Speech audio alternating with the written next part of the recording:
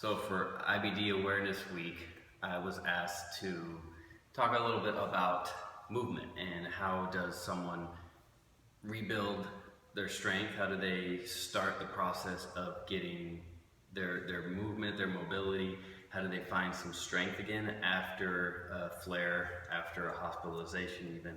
And the first thought I had was that make sure it's okay and you're cleared by your doctor or health professional.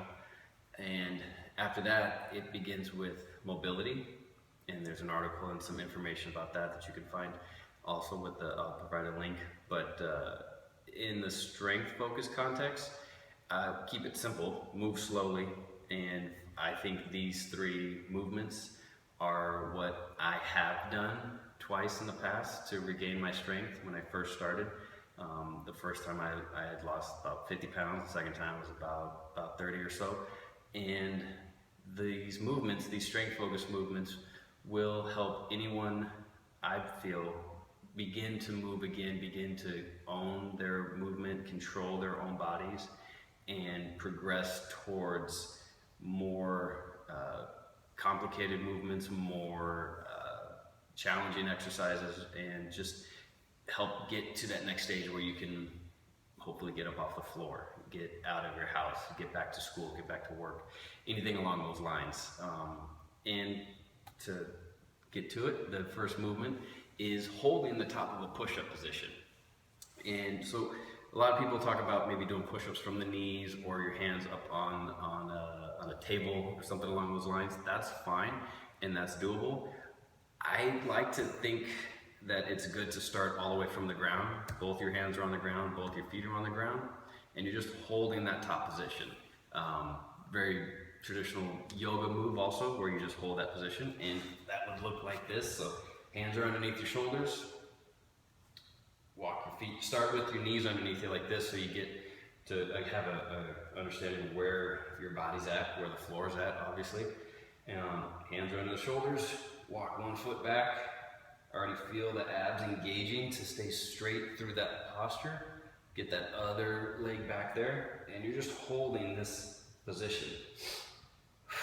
Focusing on a strong inhale, strong exhale. And my body should be in a straight line. I am focusing on my abs, bracing through there, my glutes, squeezing, and almost that feeling of squeezing the legs, like my knees are squeezing together to help make it a little bit more challenging.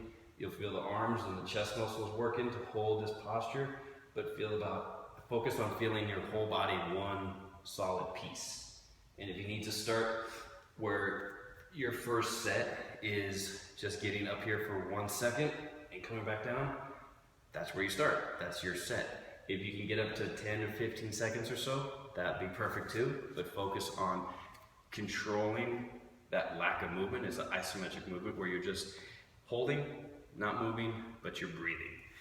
Focusing on that so that it's that one straight position, one solid body. Next, I think is helpful is the glute bridge. We're gonna work the hamstrings, but the glutes also is what we're focusing on here. So again, from the ground, good starting position. You're here, palms are up, and you're just looking up towards the sky. The feet are flat to the floor. Try to push a little bit more through the heels, just a tiny bit, but you're focusing on pushing the feet down until the hips come up, squeezing the glutes. And literally you can hit your own glutes to help feel where you want the muscles to be working. When I was first doing this, there was just nothing back there, so I had to hit to let my body be aware of what area I was trying to move and focus on. So a little gentle tap is fine. Come back down.